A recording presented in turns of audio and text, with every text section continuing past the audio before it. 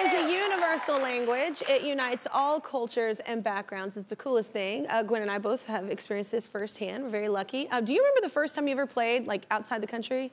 Like, what that was like? The first time, gosh, I just remember thinking, I remember one example was going to Israel for the first time. Oh, wow. And I remember being inside of a van and seeing like all these like military guys with like machine guns, and I'd never really seen that here, right? Yeah. And they were like, that was just normal there.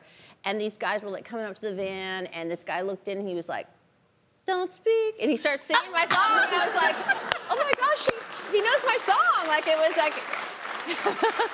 Yeah, that's amazing. So you don't have to be a famous recording artist for music to bring people together. An organization called Kids Rock for Kids unites young musicians from all over the world together, always to support good causes. This summer, they hosted a festival in New York that raised money for children in Ukraine. Check it out. And this is way bigger than us. Like, this is way bigger than one band and one person. Tell me what you want from me now. Nobody thought that we were able to be here in New York. This show is like one of the coolest things I've ever done, period. It doesn't get better than this. And it raises money. Wow! So rad. Please welcome Dave and Lisa, the founders of Kids Rock for Kids, along with kid musicians Audrey and Milo. So y'all meet Melissa, y'all meet Gwen. I heard some Gwen influence in some of that music. I was like, oh, hey, that was really good. So Dave and Lisa, so this organization has grown worldwide, but it started with your kids, right? Yes, Lisa has a son, and my son Milo, who's on the end there, plays drums. They were in a band when they were 8 years old, and they were really cute, but they actually were kind of good, and they started to attract crowds. And we knew as parents, we always wanted them to learn to give back to their community. So as the crowds grew, we turned all their shows into fundraising concerts. And then bands from around Brooklyn, where we live, started to join in and around the city. It is incredibly cool. Like, I would have loved for that to have had that opportunity as a kid to play with other, you know what I'm saying? That not everybody has that opportunity. What about you, Lisa? What made you want to join up? You know, when our kids were playing, we loved that they were playing out and that we were able to raise money for local community. As parents, we really wanted our kids to have an opportunity to give back, both locally and globally. So that was really meaningful to me, to have that for our children. Yeah, like they have this wonderful outlet, but also know how to think outside yourself. Exactly. You're really great parents. I'm gonna lead with that. So how did you get involved, Audrey? I'm in a band called Control the Sound. I play bass and I sing. I'm 17. We actually got involved with Kids Rock for Kids right before COVID started. Yeah. So our first show with them was a virtual show, which is super cool. Like, me and all my bandmates were recording our parts in our rooms, like, alone, and then we cut the videos together, and then we sent it off to them. And then during the actual show, we could see bands from literally all over the world doing the exact same things that we were doing. Which was just so cool. I love how you're like a female Sting right now, playing bass and singing. That's cool and hot.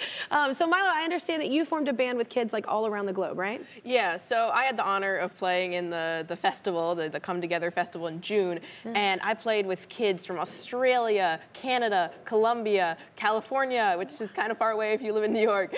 And I mean, I met them actually 3 days before the festival, and we had time to rehearse. And we really bonded while jamming because, you know, music is an incredible connector. Absolutely.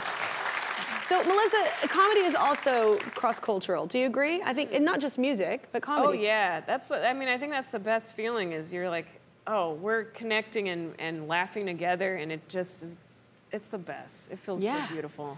It is a connector, too. You're right, Milo. It's a really cool thing. Art does that in general. So, Dave and Lisa, your organization has literally changed lives. So how so? Well, I want to say that when we started, we thought we were just doing these local live shows and getting, you know, more and more kids involved. But it was because of the pandemic that shut us down that we went global, had a live stream, and suddenly musicians from around the world were contacting us to be involved from all over. So that suddenly what became so meaningful, we realized, was kids connecting from all over the world. We even had early shows where we had we connected with an orphanage in Afghanistan where there were girl musicians who could not play their music in public because it was too dangerous.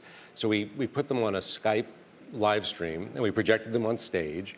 And so they performed live for our New York audience, and our New York kids performed for them. And we were able to give them an outlet to share their music with the world, which was really moving, I think, to everyone there, as well as have our kids connect with people they would never otherwise meet. Yeah. How meaningful that must have been for them to be able to play, you know? What about you, Lisa? Well, what started as just, having our kids play out we could never have anticipated. I mean, it was one of the nice things that happened over the pandemic is we pivoted from live shows quickly to live streams, and once it went live stream, kids started reaching out to us from all around the globe, and then we invited them to New York, and they came, and it was this incredible show. So that's what's been most meaningful, is not only helping the kids that need us, but also giving the performers an opportunity to have a purpose with their music. And a great outlet for you. Yeah. It was so good for me. I'm glad I had that outlet when I was young. Exactly. Might have gone a different way. So what are y'all's goals musically? I just moved out here to California for college. I'm going to Cal Arts. Yeah. So I'm really happy that I get to be here in California with Kids Rock for Kids, just making music, doing what I love. And like Milo said, it's a connector. I can meet new people from all around the world.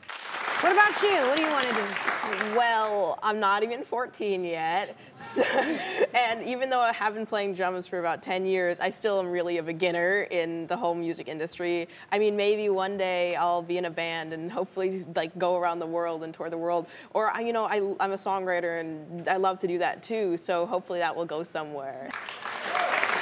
That's so cool. I mean, look at where you're already at. That's totally achievable. Yeah, so keep dreaming that. So when you were young, or with younger people, I guess, with Gwen and Melissa, we've been blessed enough to have this career so far, right? So when you run into younger artists, do you love like kind of, talking to them about like what might help or what to avoid? For me, like being on The Voice has been the most incredible thing for that, because especially if you watch this season, you'll see there's a lot of young kids, because I guess maybe the internet, people are able to, I don't know why there's so many young ones this season, but it's my dream. Like, I love these kids, and it's so exciting to like, just kind of look back on what I've done and go, wait, that worked for me. Why don't you try this? And then watch right before my eyes, like something change. And it's just kind of magical. And music is truly spiritual and magical and healing and all the things that you guys are talking about. I mean, it's crazy.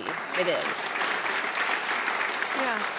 You too, Melissa, for like young comedians? Like, you feel the same way? Yeah, I feel like and it's so cool. I get emotional when they're like, you've helped me so much and you inspire me. And I just always tell them, like, keep creating you, keep building you, and living you and being you, because that's what shines throughout everything, and performing. And I love keep creating you. Yeah, because like that's your next book. Okay. Yeah.